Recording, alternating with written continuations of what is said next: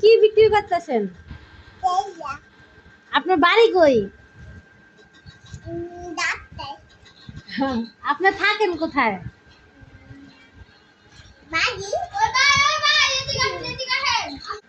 তুমি থাকো কই?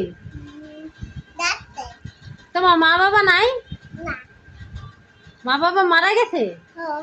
তুমি খাও কি?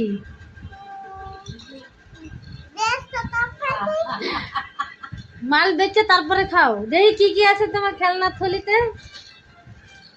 ও এত কিছু, দেখি তো।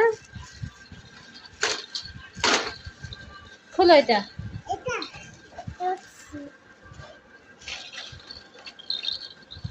এই কত করে এগুলা? হ্যাঁ, না এত দামি জিনিস নিতে পারবো না আমরা।